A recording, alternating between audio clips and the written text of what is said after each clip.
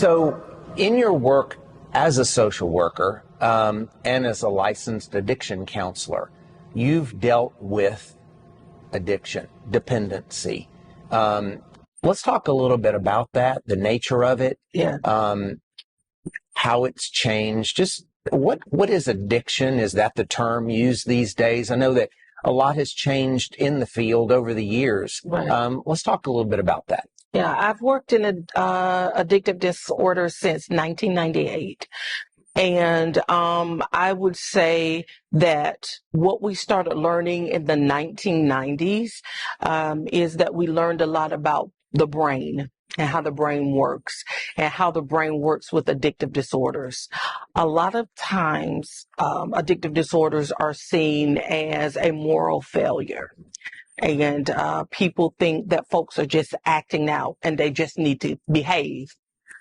But what we understand is that they actually have a hijacked brain, that they have the chemistry and the structure of the brain that has changed.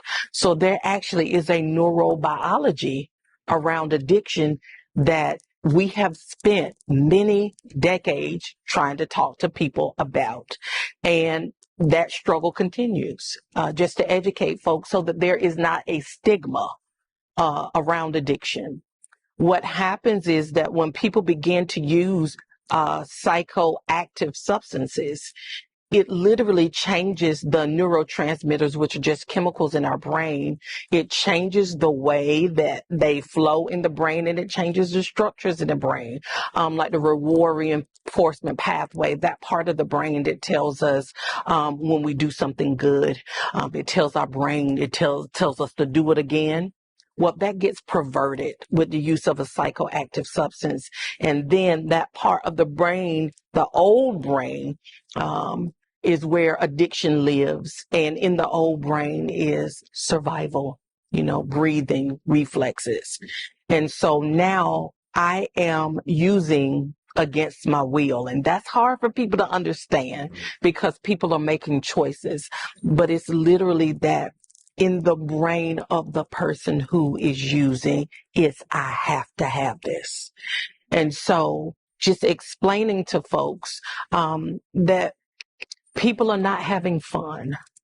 They're not wanting to be there any longer. So the idea of let's party and let's have fun, has long since left the building. Long since left the building. Mm-hmm. Long since left the building. I used to say, you start out smoking crack, then it ends up smoking you. Mm. It devastates lives, and nobody wants to end up there. Is one of the things that I would do in my treatment groups is I would say, what did you want to be when you grew up? And since 1998, the one thing I have never heard anybody say, and they've given myriad of answers. I want to be a ballerina, a police officer, a firefighter, a butcher, a baker, candlestick maker. I've heard all types of things. I have never heard someone say, I want to be addicted, that I wanted this life for myself, that I set out on this course. It's just so many factors that go into it, and we have to educate people about it. So when they begin to use substances, that they make educated choices, informed choices about it. And speaking of education, there are a lot of people who are highly educated who find themselves in trouble with drugs, alcohol. Absolutely. And so does that go to what you were talking about? It's not a logical thing. You're not going to go on a path and then be able to logic your way out of it. Absolutely not. Okay. If it could, I treated a psychiatrist and his daughter who was a nurse. These are people with educations. These are people with credentials. And if anybody could logic themselves out, I've treated social workers. I've treated, people from all stripes and strains, people in ministry. And so,